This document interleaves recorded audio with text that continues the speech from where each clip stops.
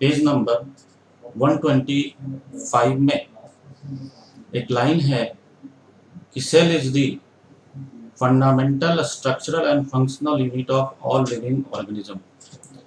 तो यहाँ पे बात आती है सेल को ही हम लोग फंडामेंटल और फंडामेंटल यूनिट क्यों कहते हैं या बेसिक यूनिट क्यों कहते हैं। तो उसका बेसिक रीजन यही है बच्चों कि सेल ही अपना इंडिपेंडेंट एग्जिस्टेंस शो करता है। सेल से छोटा कोई भी सेल ऑर्गेनल, सेल से छोटा अगर हम कहें तो सेल ऑर्गेनल लेते हैं, और सेल ऑर्गेनल कभी भी अपना इंडिपेंडेंट एग्जिस्टेंस शो नहीं करता। चाहे आप माइटोकॉन्ड्रिया ले लो, गोल्जी बॉडी ले लो, इन सब में किसी का भी इंडिपेंडेंट एग्जिस्टेंस नहीं होता। तो सेल ही हमेशा से बेसिक यूनिट है और फंडामेंटल यूनिट है, इसलिए हम लोग सेल को ही स्ट्रक्चरल एंड फंक्शनल यूनिट मानते हैं हर लिविंग ऑर्गेनिज्म का। बच्चों अब हम लोग आगे आते हैं पेज नंबर 129 पे, जिसमें एक लाइन लिखा है एक्सटेंसिव कंपार्टमेंटलाइजेशन ऑफ साइटोप्लाज्म। तो हमें यहाँ पे ये समझना है कि एक्सटेंसिव कंपार्टमेंटलाइजेशन यूकैरियोट्स में क्यों देखने को मिलता है। तो उसके पीछे मेन रीजन है बच्चों, इसके पास मेम्ब्रेन बाउंड ऑर्गेनेल्स होते हैं। तो presence of this membrane bound organelles eukaryotic cell के अंदर एक्सटेंसिव कंपार्टमेंटलाइजेशन शो करता है। आप यहाँ पे देख सकते हो कि माइटोकॉन्ड्रिया एक अलग कंपार्टमेंट बना रहा है क्योंकि इसके पास भी मेम्ब्रेन है। न्यूक्लियस एक अलग कंपार्टमेंट बना रहा है। एंडोप्लाज्मिक रेटिकुलम अलग कंपार्टमेंट बनाता है, गोल्जी बॉडी, और इसी तरह से लाइसोसोम, या कह सकते हैं जितने भी सेल ऑर्गेनल है सभी का एक इंडिपेंडेंट अलग एक कंपार्टमेंट होता है। इसलिए हम कहते हैं कि यूकैरियोटिक सेल के अंदर एक्सटेंसिव कंपार्टमेंटलाइजेशन देखने को मिलता है। नेक्स्ट है एनसीईआरटी के पेज नंबर 131 पे एक डायग्राम दे रखा है प्लाज्मा मेम्ब्रेन के फ्लूइड मोजाइक मॉडल का। उस डायग्राम में एक लेबलिंग है बच्चों पेरिफेरल प्रोटीन्स। ये जो पेरिफेरल प्रोटीन्स लेबलिंग दे रखा है ये सही नहीं है। इसकी जगह पे आपको समझना क्या है, तो ये एक्चुअली एक इंट्रिंसिक या जिसे हम इंटीग्रल प्रोटीन्स कहते हैं। इंट्रिंसिक या इंटीग्रल प्रोटीन्स वो प्रोटीन्स होता है जो मेम्ब्रेन लिपिड बाइलेयर के आर पार होता है, तो उसे हम लोग इंट्रिंसिक प्रोटीन कहते हैं। लेकिन यहाँ पे इंट्रिंसिक प्रोटीन की जगह पेरिफेरल प्रोटीन दिया गया है। तो आप लोगों को समझना क्या है बच्चों कि ये एक इंट्रिंसिक या इंटीग्रल प्रोटीन का लेबलिंग मानना है। नेक्स्ट है जो एक लाइन दिया है, the quasi fluid nature of lipid enables lateral movement of protein within the overall bilayer. इसका बेसिक मतलब क्या होता है बच्चों, तो क्वासी फ्लूइड नेचर का, quasi fluid nature of lipid का बेसिक मतलब होता है सेमी फ्लूइड नेचर है, मतलब वो नियर अबाउट लिक्विड टाइप का है, जिसके कारण ये अपने ही लेयर में ये क्या करता है, लेटरल मूवमेंट शो करता है। अपने ही लेयर में क्या करेगा बच्चों, लेटरल मूवमेंट शो करेगा। इस तरह से मूवमेंट करना शुरू करेगा। अब इसके इस तरह के मूवमेंट से, लेटरल मूवमेंट से प्रोटीन्स भी लेटरली मूव करेंगे। जितनी ज्यादा फ्लूइडिटी लिपिड शो करेगा, जितनी ज्यादा फ्लूइडिटी लिपिड शो करेगा उतनी ज्यादा तेजी से मूवमेंट प्रोटीन्स का होगा। और इसी चीज को हम लोग मानते हैं मेम्ब्रेन की फ्लूइडिटी को, कि जितनी ज्यादा लिपिड में फ्लूइडिटी होगी मेम्ब्रेन को उसी रिस्पेक्ट में फ्लूइडिटी मानेंगे। तो बच्चों नेक्स्ट हम लोग शुरू करने जा रहे हैं पेज नंबर 134 में एक लाइन है, the cis and trans face of the organelle are entirely different but interconnected.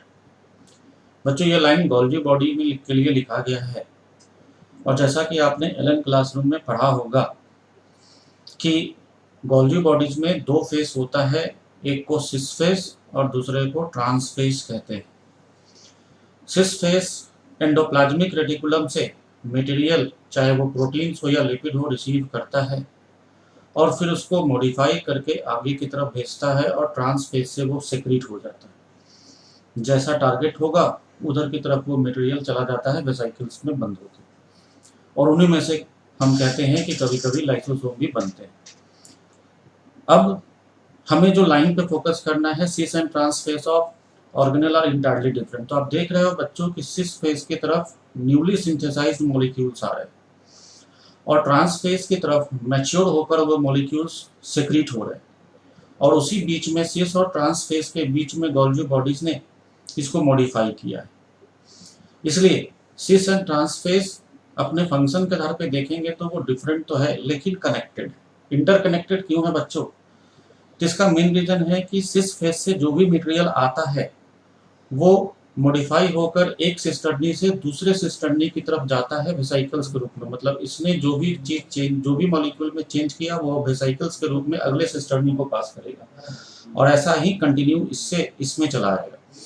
इसलिए हम कह सकते हैं कि दोनों बिल्कुल अलग अलग फेज तो है बट आपस में इंटरकनेक्टेड हैं।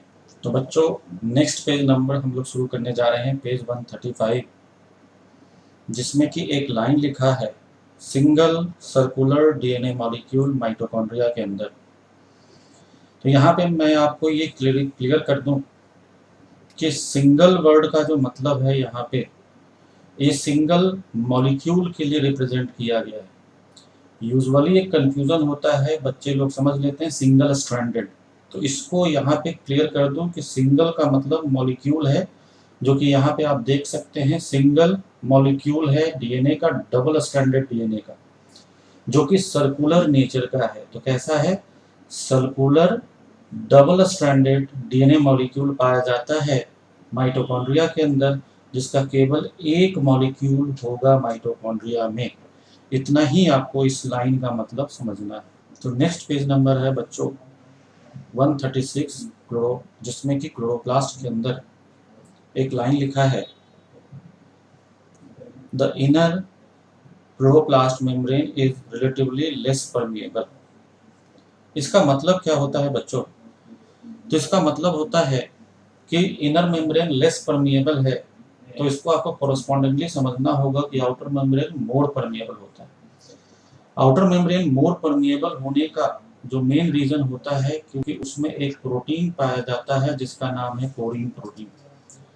कोरिन प्रोटीन अपने आप में एक लार्ज साइज का प्रोटीन होता है बच्चों, जो कि आपको क्लासरूम में बताया गया होगा एलन क्लासरूम में कि एक लार्ज साइज का प्रोटीन होता है जिसके जो कि आउटर मेम्ब्रेन पे ही पाया जाता है क्लोरोप्लास्ट के, और आउटर मेम्ब्रेन पे पाए जाने के कारण इसकी परमिएबिलिटी आउटर मेम्ब्रेन की बढ़ती है। और उसी के कंपैरिजन में क्योंकि ये प्रोटीन इनर मेम्ब्रेन में नहीं पाया जाता है, इसलिए inner membrane relatively less permeable कहा जाता है। तो रिलेटिव का मतलब बच्चों यहाँ पे समझना है आउटर मेम्ब्रेन के रिस्पेक्ट में। The outer membrane is more permeable due to porins and inner membrane is less permeable due to absence of porins, but it contain different other type of proteins. इसके बाद जो अगला line है बच्चों, जो कि आपको डाउट आता है जनरली, वो है thylakoids are stacks arranged in stacks like the piles of coins called grana। तो सबसे पहले आपको थाइलेकोइड समझना है। तो यहाँ पे एक जो सिंगल स्ट्रक्चर है बच्चों, उसको हम एक सिंगल थाइलेकोइड कहते हैं। और ऐसे ऐसे थाइलेकोइड बहुत सारे एक के ऊपर एक अरेंज हो जाएंगे सिक्के की तरह। आपने देखा होगा एक सिक्का लो और उसके ऊपर बहुत सारे सिक्के को अरेंज कर दो, तो हम उसी को कहते हैं पाइल्स ऑफ कॉइन्स। तो यहाँ पे ठीक उसी तरह का अरेंजमेंट है, एक थाइलेकोइड के ऊपर दूसरा, दूसरे के ऊपर तीसरा, तीसरे के ऊपर चौथा, इसी को हम कहते हैं पाइल्स ऑफ कॉइन्स। तो पाइल्स ऑफ कॉइन्स के लाइक अरेंजमेंट को हम लोग नाम देते हैं बच्चों, सिंगल है तो ग्रेनम कहेंगे, तो ये एक सिंगल ग्रेनम है। और इस सिंगल ग्रेनम के अंदर जो एक सिंगल थाइलेकोइड होता है उसको हम इंट्राग्रेनल थाइलेकोइड कहते हैं। लेकिन यहाँ पे एनसीईआरटी में जब आप पढ़ोगे बच्चों तो आपको कंफ्यूजन आएगा कि सर यहाँ पे ये इंटरग्रेनल थाइलेकोइड लिखा है। उसका कारण वो एक गलत स्टेटमेंट दिया गया। ये इसको मानना आपको क्या है बच्चों, इंट्राग्रेनल थाइलेकोइड, क्योंकि ये ग्रेनम के अंदर है। इंटरग्रेनल थाइलेकोइड किसको कहेंगे? तो दो ग्रेना को जो जोड़ने वाले थाइलेकोइड होते हैं, दो ग्रेना को जोड़ने वाला भी एक थाइलेकोइड होता है बच्चों, जिसको हम इंटरग्रेनल थाइलेकोइड कहते हैं। दोनों थाइलेकोइड ही हैं, लेकिन विदिन ग्रेना को इंट्राग्रेनल, बिटवीन ग्रेना को इंटरग्रेनल। और इसी कारण इस लाइन में आपको इंटर की जगह समझना क्या है, इंट्राग्रेनल। तो बच्चों अब हम लोग आते हैं पेज नंबर 137 पे, जिसमें सीलिया एंड फ्लैजिला के अंदर एक लाइन दे रखा है, cilia and flagella are hair like outgrowth of the cell membrane. तो इसका बेसिक मतलब क्या होता है? तो बच्चों ये याद रखना है कि चाहे सीलिया हो या फ्लैजेला हो, इन सभी का ओरिजिन मेम्ब्रेन के पास रहने वाला एक स्ट्रक्चर है जिसका नाम है बेसल बॉडी, वही से अराइज होता है। तो बेसल बॉडी से अराइज होता है सीलिया एंड फ्लैजेला, और वहीं से माइक्रोट्यूबुलर एक्सटेंशन के रूप में ये बाहर आता है, और उसकी चारों तरफ से प्लाज्मा मेम्ब्रेन उसको घेरे रहता है, इसलिए ये सेल के बाहर एक हेयर लाइक आउटग्रोथ के रूप में दिखाई देता है। इसलिए हम लोग कह सकते हैं कि cilia and flagella are hair like outgrowth of cell membrane या एक्सटेंशन ऑफ सेल मेम्ब्रेन। तो ये तो बात हो गई बच्चों कि सीलिया एंड फ्लैजेला को हेयर लाइक आउटग्रोथ क्यों कहा जाता है। इसी में लाइन में बच्चों एक और है कि cilia are small structures which work like oars, causing the movement of either the cell or the surrounding fluid। इसका मतलब क्या है बच्चों? बेसिकली ओर का मतलब होता क्या है? ओर का मतलब बेसिकली होता है नाव के चप्पू की तरह। जब नाव के चप्पू की तरफ बात करते हैं तो वहां पे आपने ऑब्जर्व किया होगा कि जब नाव का चप्पू चलता है तो वो नाव भी चलता है और वाटर में भी मूवमेंट आता है। ठीक उसी तरह का मूवमेंट यहाँ पे भी अगर हम एक सिंगल सेल के देखें, मान लो कोई भी सिंगल सेल है जिसके ऊपर सीलिया है, तो सीलिया जब मूव करेगा तो वो ओर की तरफ मूवमेंट करता है, जिसमें कि वो खुद तो मूव करता ही है आगे की तरफ, उसके साथ साथ सराउंडिंग फ्लूइड भी मूव करते हैं। इस कारण से इसके मूवमेंट को कोरिलेट किससे किया गया है बच्चों? ओर लाइक मूवमेंट की तरह, सेल्फ मूवमेंट भी और सराउंडिंग मूवमेंट भी। एलन के आरआरसी प्रोग्राम के एक्सटेंशन के तहत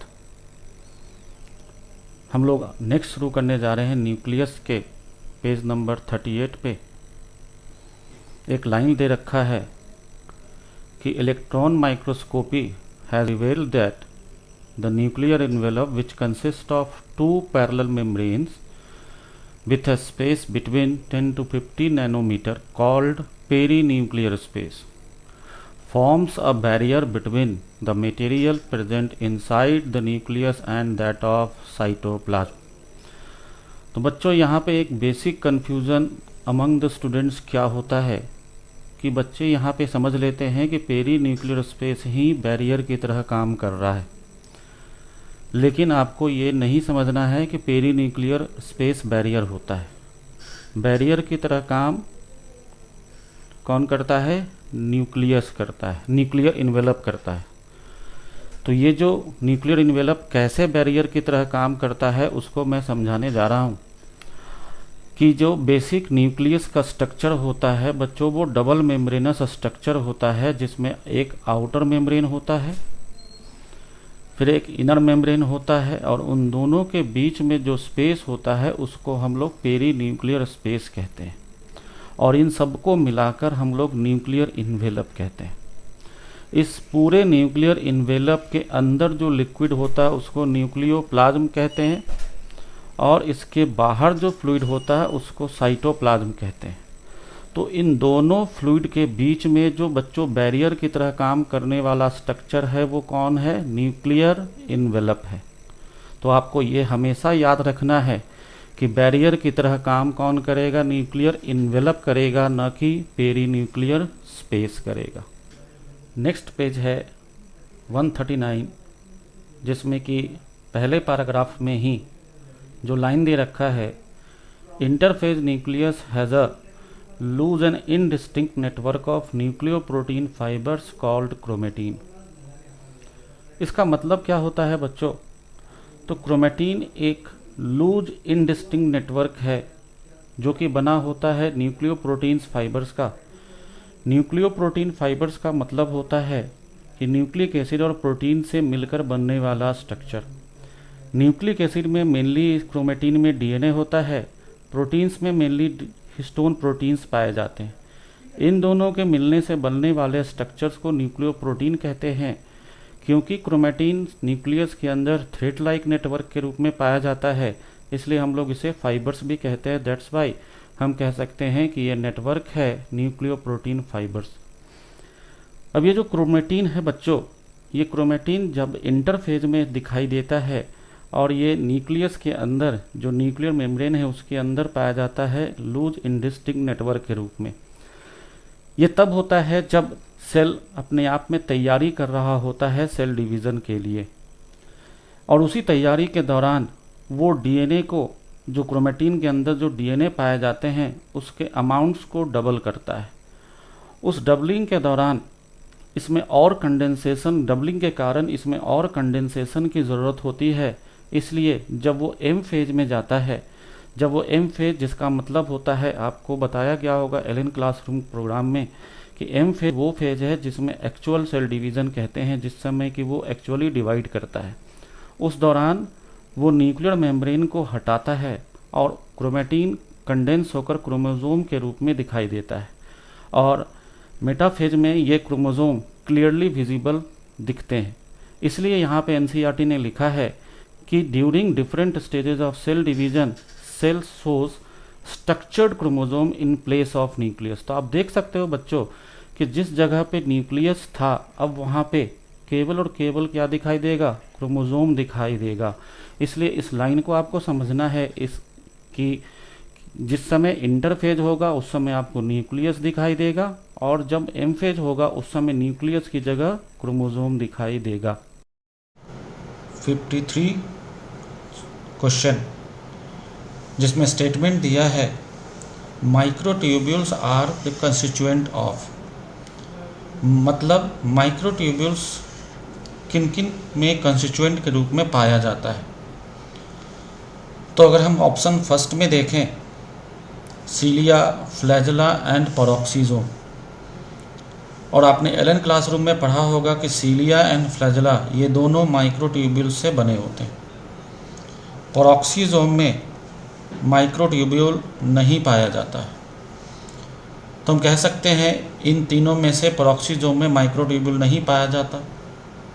फिर हम ऑप्शन 3 में देखने जा रहे हैं, तो हम कहते हैं कि सेंट्रियोल भी माइक्रोट्यूब्यूल से बना होता है, स्पिंडल फाइबर भी माइक्रोट्यूब्यूल से बना होता है, लेकिन क्रोमेटिन में माइक्रोट्यूब्यूल्स नहीं पाए जाते। तो ये ऑप्शन भी सही नहीं है। फिर सेंट्रोसोम माइक्रोट्यूब्यूल से बना होता है, सेंट्रियोल माइक्रोट्यूब्यूल से बना होता है, लेकिन न्यूक्लियोसोम में माइक्रोट्यूब्यूल्स नहीं पाया जाता है। तो ऑप्शन 2 में अगर हम देखें, स्पिंडल फाइबर जिसमें कि माइक्रोट्यूब्यूल्स पाया जाता है, सेंट्रियोल में भी माइक्रोट्यूब्यूल्स पाया जाता है, और सीलिया में भी माइक्रोट्यूब्यूल्स पाए जाते हैं।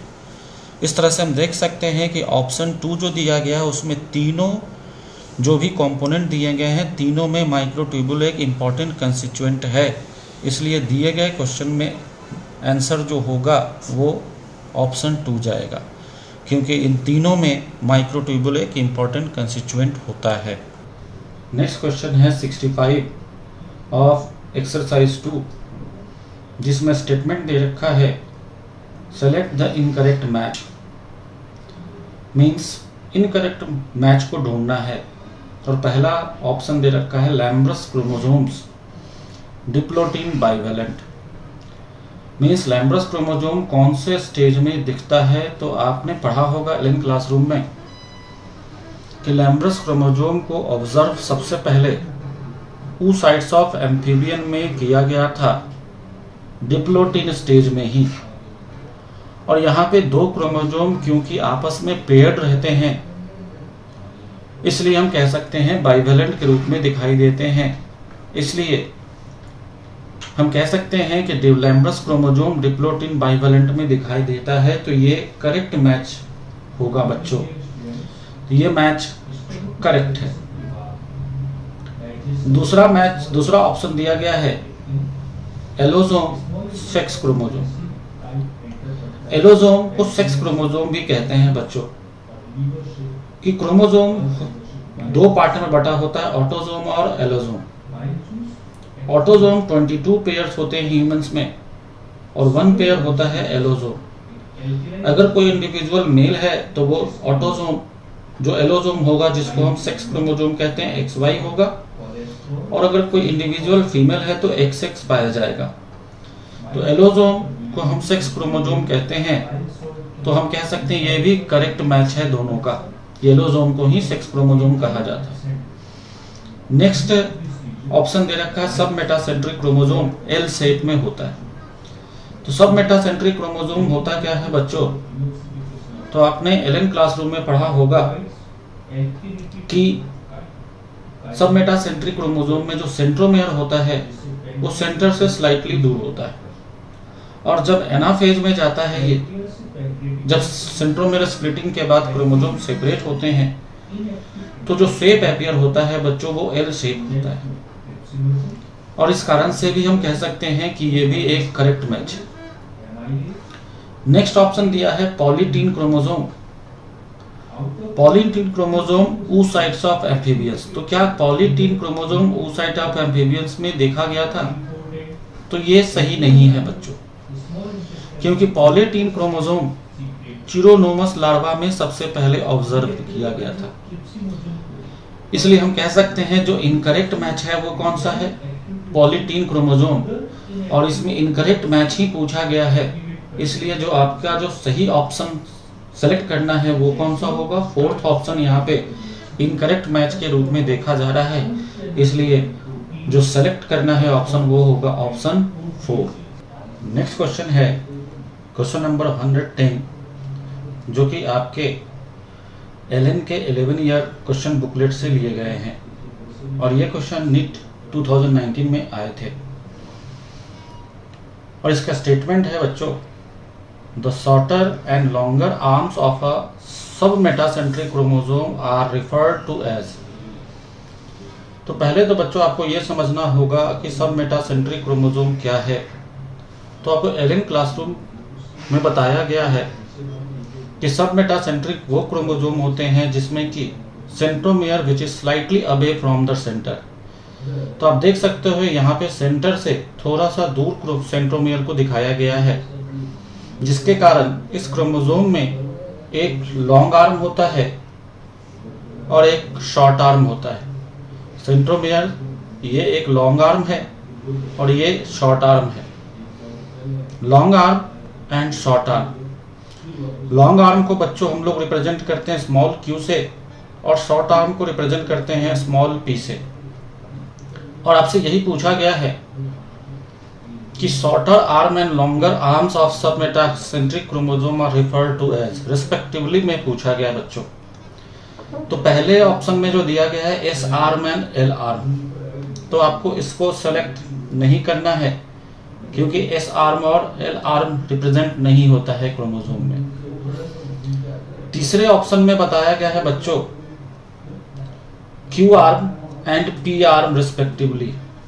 शॉर्टर आर्म को क्या हम लोग क्यू आर्म कहते हैं? नहीं, क्यू आर्म लॉन्गर आर्म को कहा जाता है and P arm shorter arm को कहा जाता है। मीन्स इसमें उल्टा दिया गया है, तो ये भी सही नहीं है।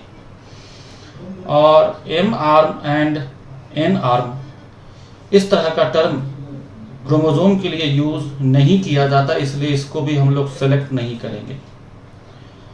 और जो सेकेंड ऑप्शन दिया गया है P arm and Q arm, तो पहले पूछा गया है बच्चों शॉर्टर आर्म, और शॉर्ट आर्म को हम लोग पी से स्मॉल पी से रिप्रेजेंट करते हैं, और उसके बाद पूछा गया है लॉन्ग आर्म जिसको हम रिप्रेजेंट करते हैं क्यू से। तो इस तरह से कह सकते हैं बच्चों कि इस क्वेश्चन में short arm and long arm respectively पूछा गया है, और शॉर्ट आर्म को हम लोग पी कहते हैं, पी आर्म कहते हैं, और लॉन्ग आर्म को क्यू आर्म कहते हैं। इसलिए दिए गए क्वेश्चन का जो सही आंसर होगा वो ऑप्शन सेकंड होगा बच्चों। नेक्स्ट क्वेश्चन है क्वेश्चन नंबर 123, जो कि 11 ईयर बुकलेट से लिया गया है, जिसका स्टेटमेंट है विच of the following statement is not correct. मतलब ये कहा गया है कि यहाँ पे आपको दिए गए ऑप्शंस में से वैसे ऑप्शन ढूंढने हैं जो कि सही नहीं है। तो पहला स्टेटमेंट दिया गया, ऑप्शन दिया गया बच्चों, lysosomes have numerous hydrolytic enzymes.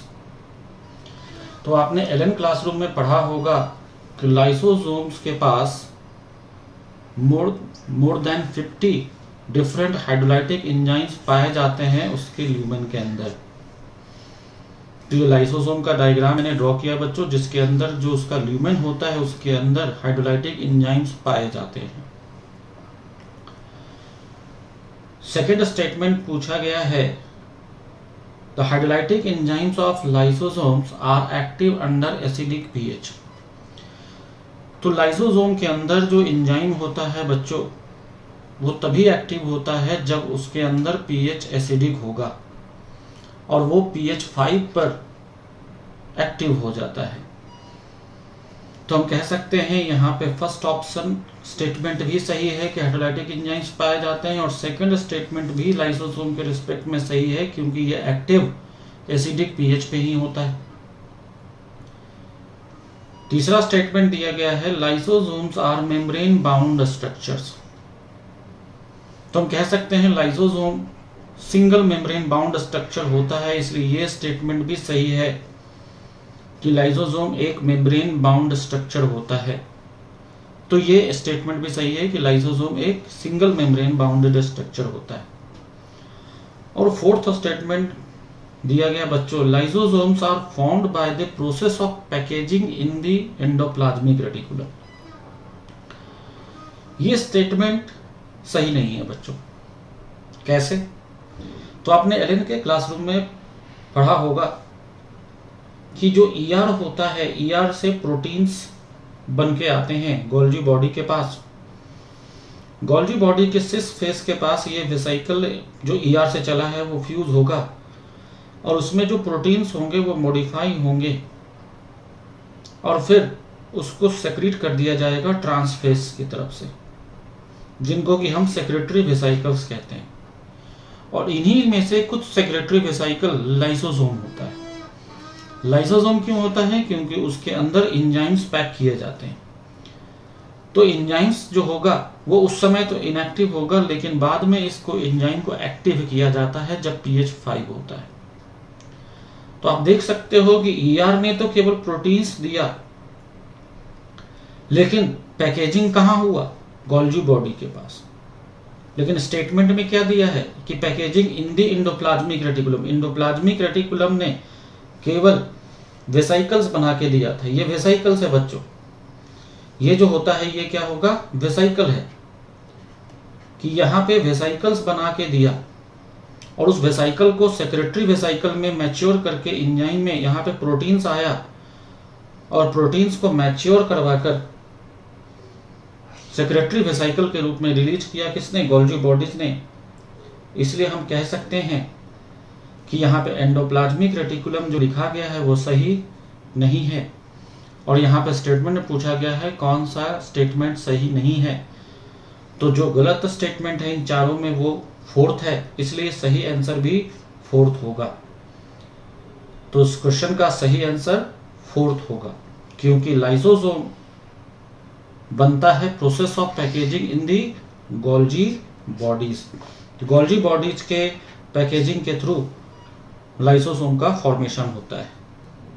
Next question है 177,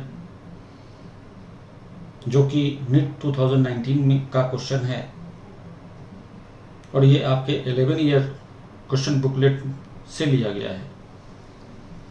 इस क्वेश्चन का स्टेटमेंट है बच्चों, which of the following statement regarding mitochondria is incorrect. इनमें से माइटोकॉन्ड्रिया के रिगार्डिंग कौन सा स्टेटमेंट इनकरेक्ट है? मीन्स गलत स्टेटमेंट को ढूंढना है बच्चों। पहला ऑप्शन दिया गया है, outer membrane is permeable to monomer of carbohydrate, fats and proteins. तो यहाँ पे मैं आपको याद होगा बच्चों, एलन क्लासरूम में बताया गया होगा कि आउटर मेम्ब्रेन ऑफ माइटोकॉन्ड्रिया के पास पोरीन होता है, और इस पोरीन प्रोटीन के कारण इसकी परमिएबिलिटी बहुत ज़्यादा होती है। इस कारण से ये परमिएबल होगा कार्बोहाइड्रेट के लिए भी, फैट्स के लिए भी, और प्रोटीन्स के लिए भी। तो ये स्टेटमेंट सही है बच्चों माइटोकॉन्ड्रिया के रिस्पेक्ट में, क्योंकि क्वेश्चन में इनकरेक्ट पूछा जा रहा है तो हमें वो ढूंढना है। फिर नेक्स्ट ऑप्शन ले रहे हैं 3, inner membrane is convoluted with infolding. तो आपको एलन क्लासरूम में बच्चों बताया गया होगा कि माइटोकॉन्ड्रिया डबल मेम्ब्रेनस स्ट्रक्चर होता है, जिसमें आउटर मेम्ब्रेन और इनर मेम्ब्रेन, दो मेम्ब्रेन होते हैं। इनर मेम्ब्रेन में इनफोल्डिंग होता है टुवर्ड्स मैट्रिक्स, और इस इनफोल्डिंग का नाम हम लोग देते हैं बच्चों क्रिस्टी। तो हम कह सकते हैं ये स्टेटमेंट भी सही है, क्योंकि इनर मेम्ब्रेन इनफोल्डिंग होता है। नेक्स्ट स्टेटमेंट दिया गया है बच्चों फोर्थ ऑप्शन में, mitochondrial matrix contain single circular DNA molecule. तो माइटोकॉन्ड्रिया का मैट्रिक्स जो फ्लूइड होता है बच्चों, उसमें डीएनए पाया जाता है, वो भी सिंगल होता है, एक ही डीएनए होता है, और वो सर्कुलर नेचर का होता है और डबल स्ट्रैंडेड होता है, और साथ ही इसके पास राइबोसोम भी पाए जाते हैं। तो ये स्टेटमेंट भी सही है बच्चों, क्योंकि इसमें एक डीएनए भी इसके मैट्रिक्स में पाया जाता है और राइबोसोम।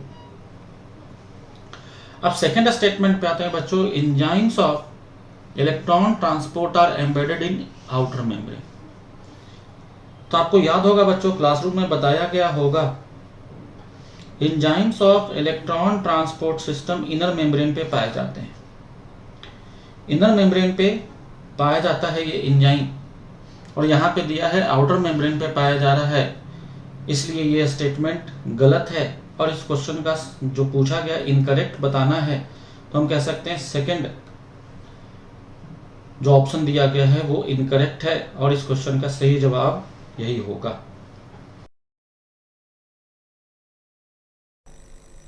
डियर स्टूडेंट्स, एलन के आरआरसी एक्सटेंशन प्रोग्राम के तहत हम लोग डाउट डिस्कस कर रहे हैं, जो कि आपके लिए कॉमन डाउट्स आते हैं आप लोगों के बीच में। और उसमें नेक्स्ट चैप्टर है चैप्टर 10, जो कि cell cycle and cell division आता है। उस चैप्टर के पेज नंबर 163 पे सेकेंड लास्ट पैराग्राफ में आप लोग देखेंगे कि लाइन लिखा है एनसीईआरटी ने कि if the initial amount of DNA is denoted as 2C, then it increases to 4C. However, there is no increase in chromosome number. If the cell had diploid or 2n number of chromosome at G1, even after S phase, the number of chromosomes remains the same, that is 2n. तो बच्चों, इस line को हमें समझना कैसे है? इस चीज़ को समझने के लिए मैंने एक फ्लोचार्ट यहाँ पे डिस्कस कर रहे हैं। यहाँ पे फ्लोचार्ट में देखिए G1 है, S है और G2 फेज है। अगर हम एक डिप्लॉयड सेल के G1 स्टेज को देखें तो उसमें डीएनए अमाउंट 2C होता है और क्रोमोसोम नंबर 2n होता है। तो जब भी कोई सेल 2C और 2C जो अमाउंट ऑफ डीएनए और 2n क्रोमोसोम नंबर है G1 से S फेज में एंटर करता है, तो वो डीएनए रेप्लिकेशन शो करता है। डीएनए रेप्लिकेशन के दौरान वो अपने डीएनए का कॉपी तैयार करता है। तो आप देखोगे एक डीएनए से 2 डीएनए बना लेता है। हर क्रोमोसोम में ऐसा ही होगा, एक डीएनए से 2 डीएनए बनेगा, जिसके कारण उसमें जो अमाउंट है 2C से 4C हो जाता है। लेकिन क्रोमोसोम नंबर में कोई चेंज नहीं आता। उसका मेन रीज़न है कि डीएनए अमाउंट डबल हुआ, मतलब एक डीएनए से हर क्रोमोसोम में 2 डीएनए में तो बदला, लेकिन वो दोनों डीएनए अभी भी अटैच्ड होते हैं सेंट्रोमेयर से। इसीलिए हम कह सकते हैं कि क्रोमोसोम नंबर तो सेम रहेगा, लेकिन अमाउंट G1 से S फेज में जाने के बाद डीएनए रेप्लिकेशन के कारण 2C से क्या होगा 4C, लेकिन क्रोमोसोम नंबर 2n से 2n ही रहेगा। नेक्स्ट है पेज नंबर 164 पे एम फेज हेडिंग के अंदर जो लाइन लिखा है, this is the most dramatic period of the cell cycle involving a major reorganisation of virtually all component of the cell. इस लाइन का मतलब क्या होता है बच्चों? तो एम फेज को हम लोग एक्चुअल डिवीजन फेज भी कहते हैं, और इस फेज में बहुत सारे फेजेस सब फेजेज आते हैं, जैसे प्रोफेज, मेटाफेज, एनाफेज, टेलोफेज। तो प्रोफेज में बहुत सारे सेल ऑर्गेनेल डिसअपियर होते हैं और वो सभी सेल ऑर्गेनेल टेलोफेज में जाकर रीअपियर हो जाते हैं। इसी तरह से न्यूक्लियर मेम्ब्रेन और न्यूक्लियस भी डिसअपियर होता है और वो टेलोफेज में रीअपियर हो जाता है। इस फेज के दौरान जो क्रोमैटिन है प्रोफेज में कंडेंस होकर क्रोमोसोम के रूप में दिखता है, लेकिन जब टेलोफेज आता है तो वो दोबारा क्रोमोसोम जो है क्रोमैटिन में डीकंडेंस हो जाता है। तो ये सारे जो भी ऑर्गेनेल है, स्ट्रक्चर है, ये जो डिसअपियर हो रहा है और फिर दोबारा रीअपियर हो रहा है, इस कारण से एनसीईआरटी ने लिखा है कि इन्वॉल्विंग अ मेजर रीऑर्गेनाइजेशन दोबारा of virtually all component of the cell, मतलब सेल के करीब करीब सभी कंपोनेंट्स का रीऑर्गेनाइजेशन हो रहा है। और क्योंकि प्रोफेज में most of the structures disappear हो रहे हैं और दोबारा रीअपियर हो रहे हैं टेलोफेज में, इसलिए हम लोग इसको dramatic most dramatic period of the cell cycle भी एम फेज को कहा जाता है। नेक्स्ट है एनसीईआरटी के पेज नंबर 165 पे एनाफेज हेडिंग के अंदर जो लाइन दिया गया है, as each chromosome move away from the equatorial plate the centromere of each chromosome is towards the pole and hence the leading edge with the arms of the chromosome trailing behind. इस line का मतलब बच्चों हम लोग एक diagram से discuss करेंगे कि एनाफेज के दौरान जब क्रोमोसोम के सेंट्रोमेयर टूटते हैं उस दौरान जो क्रोमोसोम अपोजिट पोल पे जाता है सेंट्रोमेयर के टूटने के बाद, तो उस मूवमेंट को हम एनाफेजिक मूवमेंट ऑफ क्रोमोसोम कहते हैं। उस दौरान दोनों सिस्टर क्रोमेटिड्स जो पहले मेटाफेज में एक साथ थे वो टूट जाते हैं सेंट्रोमेयर के स्प्लिटिंग से और फिर वो अपोजिट पोल की तरफ मूव करने शुरू हो जाते हैं। इस प्रोसेस के दौरान जो सेंट्रोमेयर होता है बच्चों वो पोल की तरफ होता है और उसके ठीक पीछे आर्म्स होते हैं। तो सेंट्रोमेयर चूंकि पोल की तरफ दिखाई दे रहा है इसलिए हम लोग कहते हैं कि ये लीडिंग एज यहाँ पे लिखा गया है, while the arms trailing behind, और उसके आर्म्स जो होते हैं वो पीछे पीछे छूट रहे हैं। इसी चीज़ को हमें यहाँ पे इस लाइन से समझना है बच्चों। नेक्स्ट है एनसीईआरटी के पेज नंबर 168 पे मियोसिस फर्स्ट हेडिंग के अंदर एक लाइन लिखा है, the complex formed by a pair of synapsed homologous chromosome is called bivalent और टेट्राड। तो बच्चों बाईवैलेंट और टेट्राड जब हम यहाँ पे समझते हैं तो यहाँ पे हमें इसमें दो वर्ड्स अलग अलग दिखाई दे रहा है, एक तो बाईवैलेंट है और दूसरा टेट्राड है। तो पहले हम लोग समझने जा रहे हैं कि बाईवैलेंट क्या होता है। तो बच्चों जाइगोट इन स्टेज के दौरान दो होमोलोगस क्रोमोसोम आपस में पेयर करते हैं और उस पेयरिंग को मदद करता है एक न्यूक्लियो प्रोटीन जिसको कि हम लोग सिनेप्टोनिमल कॉम्प्लेक्स कहते हैं। तो सिनेप्टोनिमल कॉम्प्लेक्स की मदद से दो होमोलोगस क्रोमोसोम आपस में पेयर करते हैं।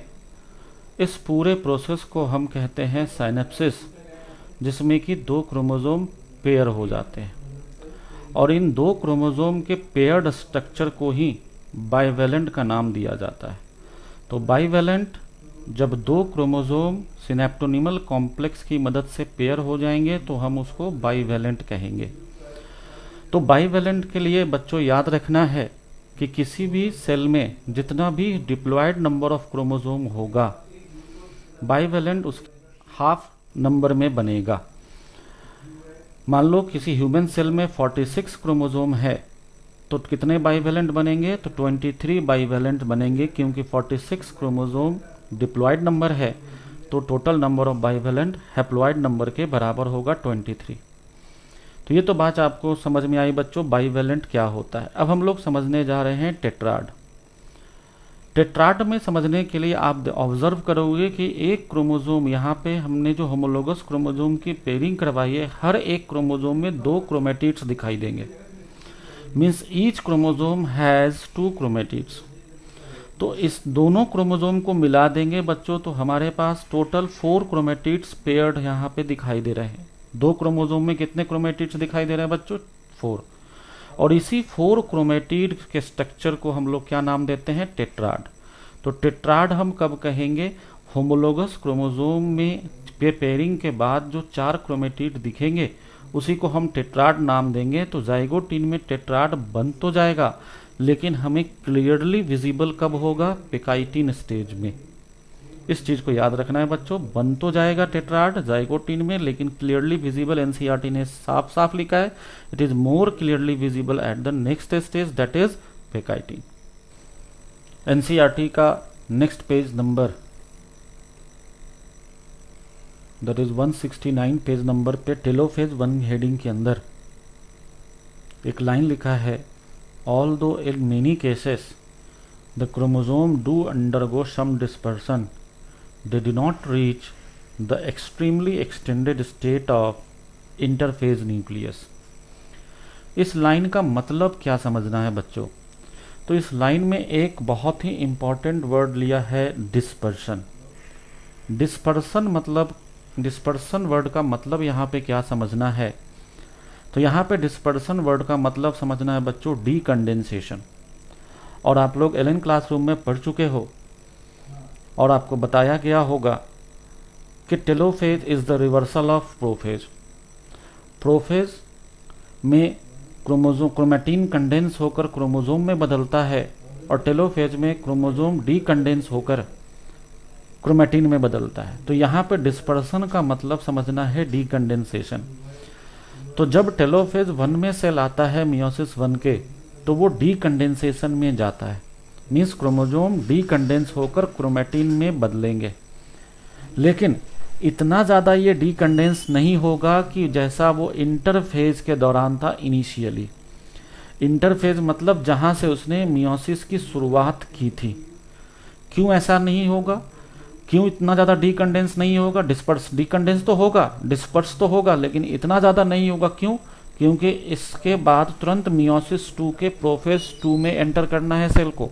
इसलिए प्रोफेज 2 में एंटर करने के बाद उसे दोबारा कंडेंस होना होगा, इसलिए ये डीकंडेंस तो होगा, लेकिन इतना ज़्यादा नहीं होगा जैसा कि वो इंटरफेज न्यूक्लियस में था। नेक्स्ट पेज नंबर है 170 पेज नंबर एनसीईआरटी के। हेडिंग है सिग्निफिकेंस ऑफ मियोसिस में जो लाइन दे रखा है कि meiosis is the mechanism by which conservation of specific chromosome number of each species is achieved across generation in sexually reproducing organism even though the process per se paradoxically result in reduction of chromosome number by half. तो यहाँ पे हम देख रहे हैं कि दो अलग अलग डिफिनेशन दे रखा है मियोसिस का। एक तो हम यूजुअली जानते हैं कि मियोसिस में क्रोमोसोम नंबर हाफ होता है, और दूसरा यहाँ पे उसी के साथ साथ दे रखा है कि मियोसिस एक ऐसा मैकेनिज्म है जिसमें कि conservation of specific chromosome number, means her species में जनरेशन आफ्टर जनरेशन जो कांस्टेंट क्रोमोसोम नंबर मेंटेन रहता है, उसमें भी मियोसिस एक इम्पॉर्टेंट रोल प्ले करता है। तो ये कैसे करता है बच्चों, उस चीज को हम लोग इस फ्लोचार्ट से समझने जा रहे हैं कि किसी भी ऑर्गेनिज्म जो डिप्लॉयड ऑर्गेनिज्म है, मेल में 2n क्रोमोसोम नंबर होता है और फीमेल में भी 2n क्रोमोसोम नंबर है। दोनों में मियोसिस होगा तो n क्रोमोसोम नंबर गैमेट्स बनेंगे, और इसमें फीमेल में मियोसिस के बाद n क्रोमोसोम नंबर गैमेट्स में आएगा। इन दोनों गैमेट्स में के फ्यूजन के सिनगैमी प्रोसेस कहते हैं, उसके कारण 2n डिप्लॉयड ऑर्गेनिज्म जाइगोट के रूप में डेवलप होगा और फिर वो कंप्लीट ऑर्गेनिज्म बनाएगा। तो अगर कोई इंडिविजुअल पेरेंट्स में 2n है तो नेक्स्ट जनरेशन भी 2n आ रहा है। इसके पीछे रीजन है मियोसिस, कि मियोसिस ने यहाँ पे क्रोमोसोम नंबर को रिड्यूस कर दिया। अगर ऐसा नहीं होता तो ये क्रोमोसोम नंबर 2n का 2n ही रह जाता और नेक्स्ट जनरेशन में 2 2n फ्यूज करके 4n बना लेते। तो मियोसिस आखिर कैसे क्रोमोसोम नंबर को कंजर्व कर पा रहा है, तो उसका मेन रीजन है कि क्रोमोसोम नंबर को उसने क्या कर दिया, हाफ कर दिया। क्रोमोसोम नंबर हाफ होने के कारण नेक्स्ट जनरेशन में 2 गैमेट्स फ्यूज करके फिर से कंजर्व कर लेते हैं स्पेसिफिक क्रोमोसोम नंबर को हर स्पेसीज में across generation in sexually reproducing organism. तो इस तरह से मियोसिस जनरली तो समझ में आता है कि क्रोमोसोम नंबर हाफ करता है, लेकिन अगर ये है तो ही constant chromosome number across generation maintain रहता है। क्वेश्चन नंबर 15 ऑफ एक्सरसाइज 2, जिसमें स्टेटमेंट दिया है during which phases of cell cycle amount of DNA in a cell remain at 4C level if the initial amount of DNA is denoted as 2C। बच्चों यहाँ पे ध्यान देने वाली बात क्या है, इस क्वेश्चन में पूछा गया है कि सेल में जो अमाउंट ऑफ DNA है वो 4C लेवल कब तक मेंटेन रहता है, रिमेन्स एट 4C लेवल, और दिया गया है कि if initial amount is 2C। तो यहाँ पे हमें समझना है कि जो यहाँ पे अमाउंट दिया है 2C, वो 2C इनिशियल लेवल G1 में हम जानते हैं कि डिप्लॉयड सेल में 2C अमाउंट होता है। जब इस फेज में वो सेल जाएगा, डीएनए एप्लीकेशन के कारण अमाउंट डबल हो जाएगा और 2C से 4C हो जाएगा, और 4C लेवल G2 फेज में भी मेंटेन रहेगा। तीनों फेज इंटर फेज में आते हैं और फिर G2 फेज के बाद सेल M फेज में एंटर करेगा। और आपको क्लासरूम में बताया गया होगा कि M फेज 4 स्टेजेस में बटा होता है। पहला प्रोफेज, मेटाफेज, एनाफेज, टेलोफेज, और इसके बाद बच्चों साइटोकाइनेसिस होता है। अब प्रोफेज में आपको एलन क्लासरूम में बताया गया होगा कि क्रोमेटिन जो होते हैं वो कंडेंस होते हैं। मेटाफेज में क्रोमोसोम फुल्ली कंडेंस होकर मेटाफेजिक प्लेट पे अरेंज हो जाता है। एनाफेज में क्रोमेटिड्स, क्रोमोसोम के क्रोमेटिड्स सेपरेट हो जाते हैं। और टेलोफेज में प्रोफेज का ठीक अपोजिट होता है, जिसमें कि न्यूक्लियर मेम्ब्रेन जो प्रोफेज में गायब हुआ था वो दोबारा रीअपियर हो जाएगा, न्यूक्लियस गायब हुआ था वो दोबारा रीअपियर हो जाएगा, और जो क्रोमोसोम था वो डीकंडेंस होकर क्रोमेटिन में बदल जाएगा। तो बच्चों हमें यहाँ पे अमाउंट ऑफ डीएनए पे फोकस करना है। तो मैंने यहाँ पे 2 फेजेस को डिस्क्राइब किया है, एनाफेज और टेलोफेज के डायग्राम से। कि एनाफेज में आप देखो क्रोमोसोम सेपरेट हो गया और सेल में अभी भी 4C अमाउंट मेंटेन है। पूरे सेल में अमाउंट ऑफ डीएनए 4C ही है। टेलोफेज में 4C है और अभी भी 4C मेंटेन है, क्योंकि सेल सेपरेट नहीं हुआ है। और सेल सेपरेट नहीं हुआ है, क्रोमोसोम अपोजिट पोल पे गए एनाफेज में, और उसके चारों तरफ न्यूक्लियर मेम्ब्रेन बन गया, न्यूक्लियस रीअपियर हो गया, और भी दूसरे जो भी इवेंट होते हैं टेलोफेज में कंप्लीट होता है। और इसके बाद तो यहाँ पे इसके बाद साइटोकाइनेसिस होता है बच्चों। तो टेलोफेज में भी सेल, पूरे सेल के अंदर जो अमाउंट मेंटेन्ड है वो मेंटेन्ड कितना है, 4C। और जब साइटोकाइनेसिस होगा तो पूरे सेल में 4C है, तो 2 सेल में ये टूटेगा। तो यहाँ पे 2 सेल में जब टूट जाएगा तो हर सेल में 2C हो जाएगा। तो बच्चों जब हम यहाँ तक बात करते हैं कि आखिर यहाँ तक जब तक ये डिवाइड नहीं किया था तब तक कौन सा स्टेज था, M फेज ही था। डिवीजन होने के बाद ये नेक्स्ट सेल साइकिल में चला गया और वहां पे जाकर फिर से 2C हो गया। तो डिवीजन से जस्ट पहले कौन सा फेज चल रहा था बच्चों, M फेज। तो हम कह सकते हैं कि कब तक मेंटेन रहा amount of DNA 4C level में, G2 फेज में तो मेंटेन रहा ही, साथ साथ M फेज में भी मेंटेन रहा।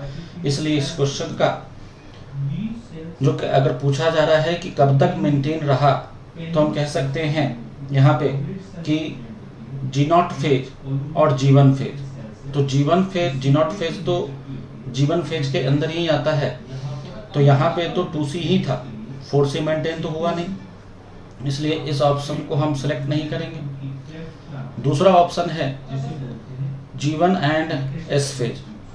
G1 एंड S फेज में, तो G1 फेज में 2C है और S फेज में 4C हुआ, यहाँ तक मेंटेन तो है, लेकिन यहाँ पे पूछा गया कब तक मेंटेन रहा, तो ऑप्शन आगे हम और देखेंगे। ओनली G2 फेज, तो ये भी नहीं कह सकते कि केवल G2 फेज में मेंटेन रहा, क्योंकि M फेज में भी 4C लेवल मेंटेन है। और चौथा ऑप्शन जो दिया गया है G2 एंड M फेज, तो G2 फेज में बच्चों मेंटेन रहा 4C, और जब तक M फेज चला उसमें भी 4C लेवल मेंटेन रहा। इसलिए इस दिए गए क्वेश्चन का जो जवाब आपको देना है वो कौन सा आंसर जाएगा, 4th, क्योंकि इस G2 में भी 4C मेंटेन रहा और M फेज में भी 4C मेंटेन रहा। नेक्स्ट क्वेश्चन है question number 19 of exercise 2. A somatic cell that has just completed the S phase of its cell cycle as compared to gametes of the same species has. तो बच्चों यहाँ पे जो question पूछ रहा है कि एक सोमैटिक सेल जिसने अभी कंप्लीट किया है एस फेज को, तो जो सोमैटिक सेल होता है बच्चों वो एक डिप्लॉयड सेल होता है। नॉर्मल कंडीशन में अगर हम एक नॉर्मल प्लांट या एनिमल सेल माने, तो जो भी एक सोमैटिक सेल है वो एक डिप्लॉयड सेल होता है। और डिप्लॉयड सेल में इनिशियली जब वो G1 फेज में होता है तो उसके पास 2n number of chromosome and 2C amount of DNA पाया जाता है। और जब ये सेल S फेज कंप्लीट करेगा तो क्रोमोसोम नंबर सेम रहेगा और अमाउंट DNA रेप्लिकेशन के कारण डबल हो जाएगा, दैट इज़ 2C से 4C हो जाएगा। तो हम कह सकते हैं बच्चों कि अगर कोई सोमैटिक सेल G1 से S फेज में जाता है तो क्रोमोसोम नंबर में तो कोई चेंज नहीं होता है, but amount of DNA double हो जाता है।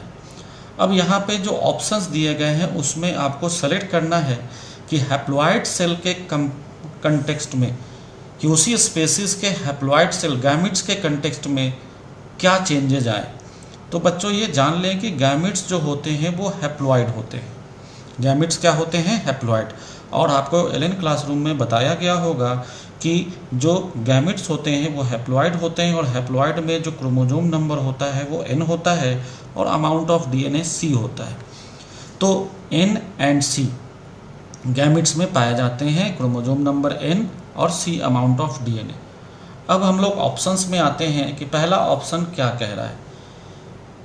पहला ऑप्शन कह रहा है same number of chromosome but twice the amount of DNA। Means किसी गैमेट के रिस्पेक्ट में जो नया सेल बना है, इस सेल के बारे में जो कि S फेज कंप्लीट किया है, हमने देखा कि S फेज में अब इस सेल के पास 2n नंबर ऑफ क्रोमोसोम है और 4C अमाउंट ऑफ DNA। अब इस सेल में किसी गैमेट के रिस्पेक्ट में क्या है वो चेंज आपसे पूछा गया है। तो बच्चों आप देखोगे सेम नंबर ऑफ क्रोमोसोम, तो आप बताओ कि n और 2n में सेम है, नहीं, ये डबल है। तो सेम नंबर ऑफ क्रोमोसोम नहीं है, but twice of amount of DNA, twice amount भी नहीं है। तो यहाँ पे ये ऑप्शन सही नहीं है। सेकेंड स्टेटमेंट में हम जाते हैं तो यहाँ लिखा है twice the number of chromosome. Chromosome दुगुना है, 2x है, and 4 times the amount of DNA। और DNA का अमाउंट जो हैप्लॉइड गैमेट में होता है उसका 4 टाइम होता है। तो ये 4 टाइम है, मीन्स जो दिया गया है, जो सेल अभी S फेज में है उसके गैमेट के किसी भी उसी स्पेसिस के गैमेट के रिस्पेक्ट में इसके पास दुगुना अमाउंट में क्रोमोसोम नंबर है और 4 टाइम्स अमाउंट ऑफ DNA है। तो ये स्टेटमेंट सही है बच्चों। बट हम लोग कंप्लीट करेंगे इस क्वेश्चन को अभी 2 और स्टेटमेंट को देखते हुए। इस स्टेटमेंट में क्या कह रहा है, 4 times the number of chromosome. तो बच्चों n का 4 टाइम्स 4n होता है, लेकिन यहाँ पे इस सेल के पास क्या है, 2n, तो ये भी नहीं होगा। और twice the amount of DNA, और अमाउंट ऑफ DNA 4 टाइम्स है यहाँ पे, तो ट्वाइस अमाउंट भी इसमें नहीं है। Twice the number of chromosome, fourth statement में twice the number of chromosome, chromosome number क्या ट्वाइस है बच्चों? नहीं। Twice the amount of DNA, amount of DNA twice है? नहीं। तो क्रोमोजोम नंबर तो ट्वाइस है, but amount of DNA twice नहीं है, 4 टाइम्स है। इसलिए सबसे बेस्ट जो इस क्वेश्चन में आंसर जा रहा है, जो ऑप्शन जो क्वेश्चन पूछा गया उसके एक्सप्लेनेशन के अनुसार, कि या इस गैमिट के रिस्पेक्ट में सोमैटिक सेल जो कि एस फेज कंप्लीट कर चुका है उसमें क्या क्या चेंजेज आए, तो सोमैटिक गैमिट के रिस्पेक्ट में double the amount, twice the amount, twice the number of chromosome and 4 times the amount of DNA. तो इस क्वेश्चन का कंप्लीट आंसर क्या होगा बच्चों? सेकेंड ऑप्शन आंसर में जा रहा है। इसलिए करेक्ट आंसर हम लोग क्या लेंगे? 2। नेक्स्ट क्वेश्चन है question number 25 of exercise 2। The statement is when a cell has stalled DNA replication fork, which checkpoint should be predominantly activated? बच्चों इस क्वेश्चन में ये पूछा जा रहा है कि किसी सेल में डीएनए रेप्लिकेशन फॉर्क स्टॉल्ड हो गया। स्टॉल्ड का मतलब किसी कारण से रेप्लिकेशन फॉर्क बना और वो बनने के बाद रुक गया। तो पूछा जा रहा है कि which checkpoint should be predominantly activated. तो बच्चों एक बात याद रखना कि रेप्लिकेशन फॉर्क बनता कब है? तो हम जानते हैं कि रेप्लिकेशन फॉर्क डीएनए रेप्लिकेशन के दौरान बनता है, और डीएनए रेप्लिकेशन होता है सेल साइकिल के एस फेज में। तो एस फेज में इसका मतलब ये सेल जो अभी है जिसमें कि डीएनए रेप्लिकेशन फॉर्क किसी कारण से रुका है, वो सेल अभी एस फेज में है।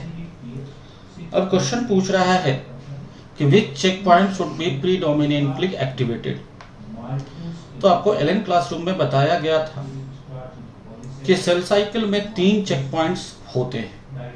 पहला G1S ट्रांजिशन, दूसरा G2M ट्रांजिशन और तीसरा मेटाफेज एनाफेज ट्रांजिशन।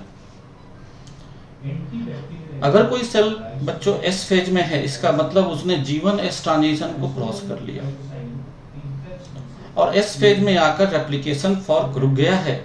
इसका मतलब इसके आगे कौन सा चेक पॉइंट एक्टिवेटेड होगा? G2M transition. मींस अभी जो नेक्स्ट चेक पॉइंट एक्टिवेटेड होगा बच्चों वो कौन होगा? G2M ट्रांजिशन का चेक पॉइंट जो है वो एक्टिवेटेड होगा। अब दिए गए ऑप्शंस को देखें कि M चेक पॉइंट होगा क्या? नहीं। Both G2 and M check point, M check point बच्चों M फेज में जो हो रहा है उस चेक पॉइंट को कह रहे हैं। तो इसके बाद जो अगला चेक पॉइंट एक्टिव होगा वो कौन सा होगा? G2M। तो बोथ G2 एंड M। तो यहाँ पे बच्चों एक वर्ड लिखा गया है प्रीडोमिनेंटली, मतलब इसके जस्ट बाद कौन सा एक्टिव होगा। तो हम कहेंगे प्रीडोमिनेंटली बोथ नहीं, ये जब इसे सेल इसमें पहुंचेगा तब यहाँ पे देखा जाएगा, तब चेक पॉइंट एक्टिव होगा। इसलिए ये ऑप्शन भी पूरी तरह से सही नहीं है। G1S check point, G1S check point को तो क्रॉस कर लिया तभी तो एस फेज में पहुंचा, इसलिए हम इसको भी सही नहीं मानेंगे। G2M check point, G2M check point तो हम कह सकते हैं ये चेक पॉइंट ही अभी एक्टिव होगा और जब ये क्रॉस कर लेगा तब ये एक्टिव होगा। इसलिए दिए गए क्वेश्चन में जो सही आंसर जा रहा है बच्चों को कौन सा? G2M चेक पॉइंट प्रीडोमिनेंटली क्या होगा? एक्टिवेटेड होगा। तो अगर कोई सेल डीएनए रेप्लिकेशन फॉर्क बनाकर रुक गया तो कौन सा चेक पॉइंट प्रीडोमिनेंटली एक्टिवेटेड होगा बच्चों? तो G2M फेज ट्रांजिशन में का जो चेक पॉइंट है वो एक्टिव होगा। इसलिए इसका सही आंसर 4th जाएगा। नेक्स्ट क्वेश्चन है स्टूडेंट्स क्वेश्चन नंबर 94 जो कि नीट उड़ीसा 2019 का है। इस क्वेश्चन में जो स्टेटमेंट दिया गया है बच्चों, after meiosis 1 the resultant daughter cells have, means पूछा जा रहा है कि मियोसिस 1 के बाद जो डॉटर सेल्स बनते हैं उनके पास होता है। इस चीज लाइन को समझने के लिए बच्चों मैंने एक फ्लो चार्ट तैयार किया है कि कोई सेल जो पेरेंट सेल है G1 फेज में, उनके पास 2n and 2c, 2n number of chromosome, 2c amount of DNA. S phase में 2n क्रोमोसोम नंबर सेम रहता है 2n, और एस फेज में डीएनए रेप्लिकेशन के कारण ये 4c में कन्वर्ट हो जाता है। G2 फेज में 2n एंड 4c ही होता है। मियोसिस 1 जब होता है तो बच्चों 2 सेल्स बनते हैं एक सेल से, और उस 2 सेल में हर सेल में 2n से n हो जाएगा, क्रोमोसोम नंबर हाफ हो जाएगा, और 4c से अमाउंट ऑफ डीएनए भी हाफ हो जाएगा। और यहाँ पे जो अमाउंट ऑफ डीएनए होगा वो 2c होगा, और क्रोमोसोम नंबर n होगा किसमें, मियोसिस 1 के रिजल्टेंट सेल में, जिसके बारे में पूछा जा रहा है। तो और मियोसिस 2 में जो अमाउंट ऑफ डीएनए होगा वो c हो जाएगा, और क्रोमोसोम नंबर n ही रहेगा। तो आपसे जो क्वेश्चन पूछा गया है बच्चों, resultant daughter cell after meiosis 1, means आपसे जो क्वेश्चन पूछा गया है कि इस सेल में जो रिजल्टेंट डॉटर सेल जो बने हैं, ये जो सेल बनेगा उसमें क्या होगा। तो हम देख रहे हैं NN2C होगा। तो इस सेल में मियोसिस 1 के डॉटर सेल में n क्रोमोसोम नंबर होगा और 2c अमाउंट ऑफ डीएनए होगा, अगर कोई parent cell 2n and 2c है तो। अब स्टेटमेंट एक एक करके ऑप्शन देखते हैं बच्चों, किससे ये ऑप्शन क्या पूछना चाह रहा है। पहला स्टेटमेंट है same amount of DNA as in parent cell in S phase. तो बच्चों आप देखो कि एस फेज में अमाउंट ऑफ डीएनए 4c है, पेरेंट सेल के एस फेज में तो 4c है, तो क्या यहाँ पे भी 4c ही है? नहीं। इसलिए हम कह सकते हैं कि पहला स्टेटमेंट ऑप्शन सही नहीं है। फिर नेक्स्ट है थर्ड स्टेटमेंट लें, same amount of DNA in comparison to haploid gametes. Haploid gametes जो प्रोडक्ट होता है बच्चों मियोसिस 2 का, मियोसिस का जिसको मियोसिस 2 का एंड प्रोडक्ट कहते हैं, प्रोडक्ट ऑफ मियोसिस गैमेट्स कहलाते हैं, और उनमें n एंड c होता है। तो हैप्लॉइड गैमेट में n एंड c होता है अमाउंट, तो उसके कंपैरिजन में क्या सेम अमाउंट है यहाँ पे? तो c है यहाँ पे, यहाँ 2c है, तो सेम नहीं कह सकते। तो हम कह सकते हैं ये ऑप्शन भी सही नहीं है। नेक्स्ट है 4 times the amount of DNA in comparison to haploid gamete. Haploid gametes में c है, तो क्या उसके रिस्पेक्ट में 4 टाइम्स है? नहीं है, यहाँ पे 2 टाइम्स है। तो हम कह सकते हैं ये ऑप्शन भी सही नहीं है। नेक्स्ट जो सेकेंड स्टेटमेंट दे रखा है बच्चों, उसमें twice the amount of DNA in comparison to haploid gametes. Haploid gametes के कंपैरिजन में, हैप्लॉइड गैमेट के कंपैरिजन में जो कि c है उससे ट्वाइस मतलब दुगुना। तो हम कह सकते हैं यहाँ पे c का दुगुना 2c होगा, तो यहाँ पे ट्वाइस मतलब दुगुना, डबल। तो amount of DNA in comparison to haploid gamete, haploid gametes के कंपैरिजन में जो अमाउंट ऑफ डीएनए जो रिजल्टेंट डॉटर सेल में है वो ट्वाइस होता है। इसलिए इस क्वेश्चन का आंसर सेकंड जाएगा बच्चों। नेक्स्ट क्वेश्चन है क्वेश्चन नंबर 163, जो कि आपके 11 ईयर क्वेश्चन बुकलेट से लिया गया है, और ये क्वेश्चन नीट 2019 में आया हुआ है। इस क्वेश्चन का जो स्टेटमेंट है बच्चों, सेल्स इन G0 फेज, मतलब इस क्वेश्चन में पूछ रहा है G0 फेज में जो सेल्स है उसके लिए इनमें से कौन सा ऑप्शन सेट करेगा। तो सबसे पहले इस G0 फेज को समझना है बच्चों, और मैंने एनसीईआरटी पेज नंबर 164 के कुछ लाइन को यहाँ पे पॉइंट आउट किया है, जिससे आपको G0 फेज में कुछ बातें समझ में आए। G0 फेज में बच्चों जो सेल्स होते हैं they are metabolically active but no longer proliferate unless called on to do सो।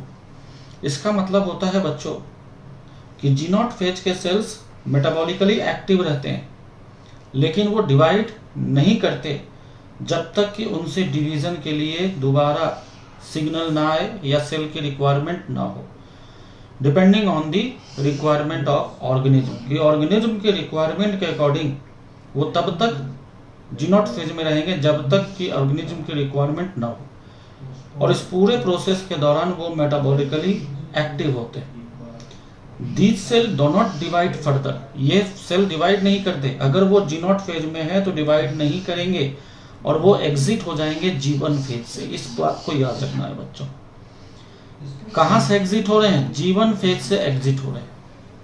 और तब तक वो जीवन फेज से एग्जिट होके कहां चले गए? जीनोट फेज में चले गए। और तब तक वो उसी फेज में रहेंगे जब तक कि ऑर्गेनिज्म के रिक्वायरमेंट के अनुसार उनसे कहा ना जाए कि उसे दोबारा डिवाइड करना है। और इसी बेसिस पे अब हम लोग स्टेटमेंट देख रहे हैं बच्चों। तो पहला ऑप्शन दिया गया है एग्जिट फ्रॉम सेल साइकिल। तो बताइए आप कि क्या ये सेल साइकिल से ही एग्जिट कर गया? पूरे सेल साइकिल से एग्जिट कर गया? नहीं। एनसीईआरटी ने लिखा है टेट एग्जिट जीवन फेज, सेल साइकिल से नहीं। तो ये एग्जिट तो होता है जीवन फेज से होता है, सेल साइकिल से नहीं होता है। इसलिए ये स्टेटमेंट, ये ऑप्शन सही नहीं। दूसरा ऑप्शन दिया गया बच्चों इंटर द सेल साइकिल। क्या ये सेल साइकिल में एंटर कर रहा है? तो आप लोग पहले से यहाँ पे स्टेटमेंट लिखा हुआ है, ये सेल साइकिल में तो पहले से है, ये जीवन फेज में था और वहां से एग्जिट हुआ, तो दोबारा यहाँ पे एंटर करने की बात नहीं, ये पहले से ही सेल साइकिल में है। इसलिए हम कहेंगे ये ऑप्शन भी सही नहीं। क्या इसने, फोर्थ ऑप्शन दे रखा है, क्या इसने अपने सेल साइकिल को टर्मिनेट कर लिया? क्या कभी डिवाइड नहीं करेगा? तो यहाँ पे लिखा है कि यह तब तक डिवाइड नहीं करेगा जब तक कि कहा ना जाए। ऐसा नहीं है कि कभी डिवाइड नहीं करेगा, अगर ऑर्गेनिज्म की जरूरत होगी तो वो डिवाइड करेगा। तो नेक्स्ट जो ऑप्शन दे रखा है option third, suspend the cell cycle. तो सस्पेंड होता है बच्चों वो फेनोमेना जिस समय वो थोड़ी देर के लिए अपने डिवीजन को रोका है और जब जरूरत होगी दोबारा वो डिवीजन में एंटर करेगा। तो ये अपने सेल साइकिल को थोड़ी देर के लिए या अकॉर्डिंग टू द रिक्वायरमेंट, जब तक रिक्वायरमेंट नहीं है वो डिवाइड नहीं करेगा।